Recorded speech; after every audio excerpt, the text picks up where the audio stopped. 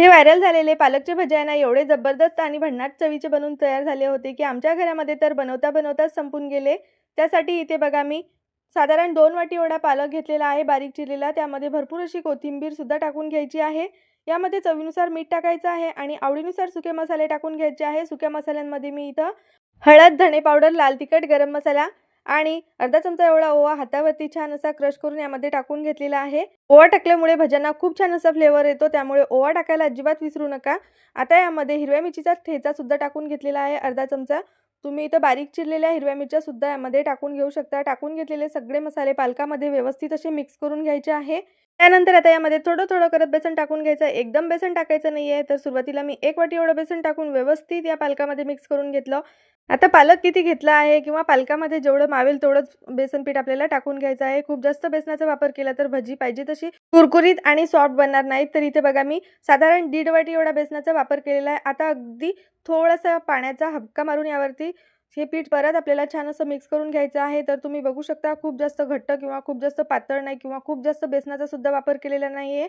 त्यानंतर सगळ्यात शेवटी यामध्ये थोडासा खाण्याचा सोडा टाकून सोड्यावरती थोडंसं पाणी टाकून घ्यायचं आणि हा सोडा सुद्धा यामध्ये मिक्स करून घ्यायचा आहे। आता भजे तळण्यासाठी मी इथं कढईमध्ये तेल सुद्धा गरम करून घेतलेलं आहे। तेल हाय फ्लेमवरती गरम केलं, त्यानंतर गॅसची फ्लेम मध्यम करायची आहे आणि तेलामध्ये भजे सोडून घ्यायचे आहेत। हाय टू मीडियम फ्लेमवरती हे भजे छान असे तळून घ्यायचे आहेत।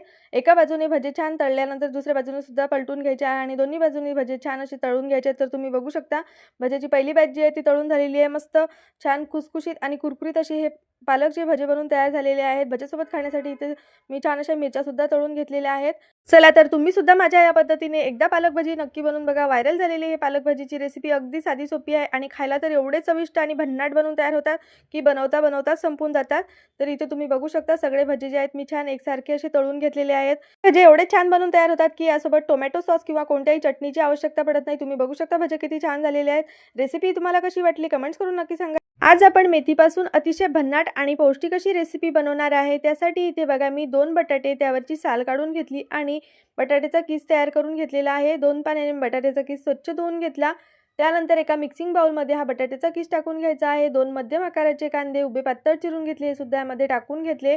मेथीची एक जुडी स्वच्छ धुवून घेतली आणि अगदी बारीक अशी ही मेथी कापून घेतलेली आहे। अशा हिरव्या मिरच्या बारीक कापून घेतल्या, त्या सुद्धा यामध्ये टाकून घेतलेल्या आहेत। त्यानंतर यामध्ये जिरे, ओवा, हळद, धणे पावडर, थोडासा गरम मसाला आणि लाल तिखट सुद्धा टाकून घेतलेला आहे। तुम्ही तुमच्या आवडीनुसार इथे मसाले वापरू शकता। चवीनुसार मीठ आणि अगदी पाव चमचा एवढा यामध्ये खाण्याचा सोडा टाकून घ्यायचा आहे। टाकून घेतलेले सगळे साहित्य आपल्याला छान असे मिक्स करायचे आहेत, एकजीव करून घ्यायचे आहेत। तर बघा मी सगळे साहित्य छान हाताने असे छान कुस्करून घेतलेले आहेत। त्यानंतर यामध्ये आपल्याला बेसन पीठ टाकून घ्यायचं आहे।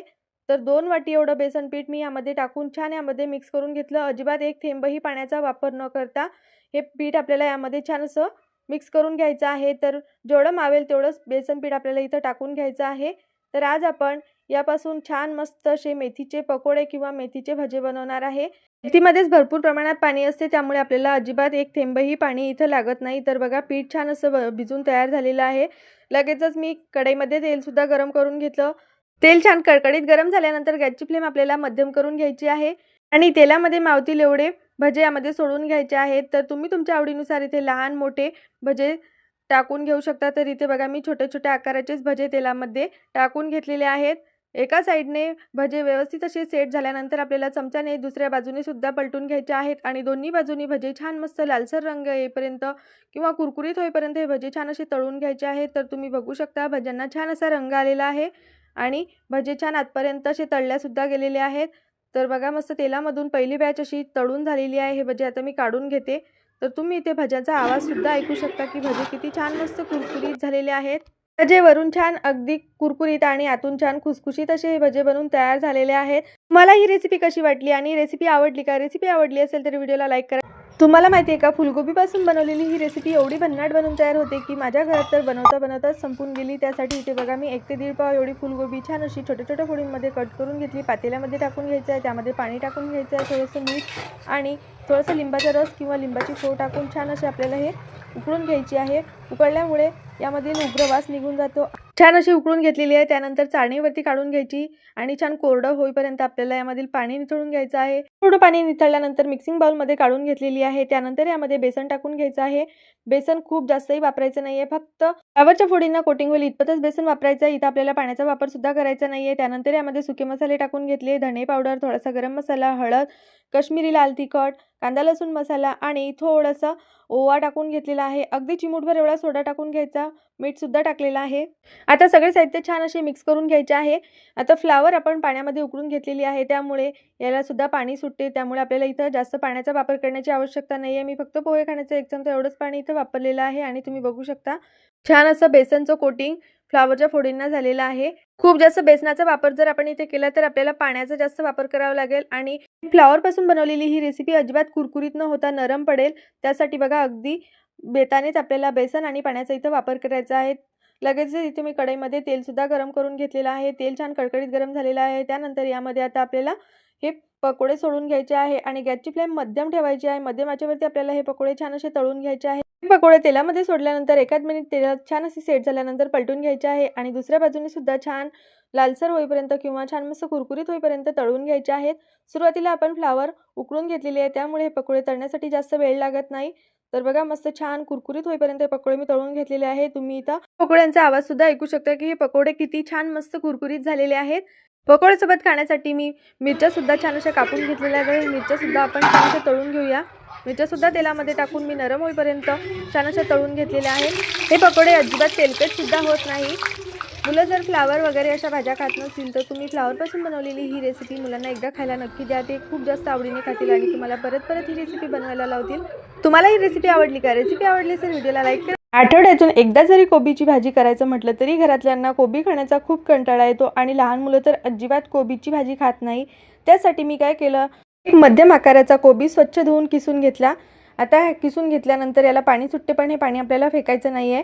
त्यानंतर 8-10 लसणाच्या पाकळ्या ठेचून यामध्ये टाकून घेतल्या. आल्याचा तुकडा किसून घेतलेला आहे. लसूण आणि आल्याचा आपल्याला इथं जास्त वापर करायचा आहे. अर्धा चमचा झणझणीत हिरव्या मिरचीचा ठेचा टाकून घेतला. अर्धा चमचा हळद, 1 चमचा काश्मीरी लाल तिखट आणि चवीनुसार मीठ टाकून घेतलं. त्यानंतर अंदाजे 4 ते 5 चमचे एवढं सोया सॉस सुद्धा मी यामध्ये टाकून घेतलेला आहे. तर आज आपण या कोबीपासून घरच्या घरी मंचुरियन बनवून तयार करणार आहे. सगळे साहित्य छान असे कोबीमध्ये मिक्स करून घ्यायचे आहेत.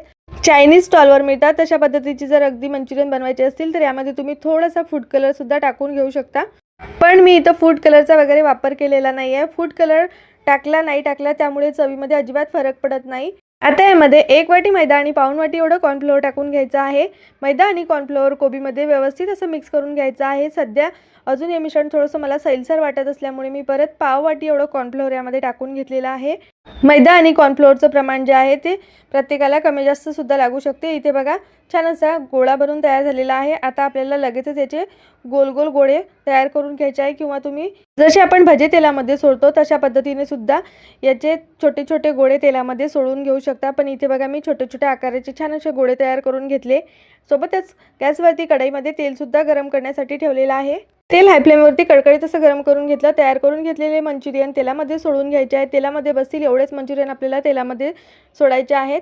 एका बाजूने तळून झाल्यानंतर मंचुरियन पलटी करून घ्यायचे आहे आणि दुसऱ्या बाजूने सुद्धा छान असे लालसर रंगावर अगदी कुरकुरीत होईपर्यंत हे मंचुरियन छान असे तळून घ्यायचे आहे. तर इथे तुम्ही बघू शकता मंचुरियनला रंग किती छान आलेला आणि अगदी परफेक्ट चायनीज स्टॉलवर जसे कोबी मंचुरियन मिळतात अगदी त्याच टेक्स्चरमध्ये हे मंचुरियन बनवून तयार होतात. चवीला सुद्धा खूप छान लागतात. मंचुरियन छान असे मस्त कुरकुरीत झालेले आहेत. तेलामधून आपल्याला बाहेर काढून घ्यायचे आहेत आणि तुम्ही इथे मंचुरियनचा आवाज सुद्धा ऐकू शकता. तर मंडळी बनवून तयार झालेले आहे ना, बाहेर चायनीज स्टॉलवर मिळतात तसेच कोबी मंचुरियन. तुम्ही ही रेसिपी कशी बनवता हे मला कमेंट्स करून नक्की सांगा. रेसिपी आवडली असेल व्हिडिओला लाईक करा, चॅनलला सबस्क्राईब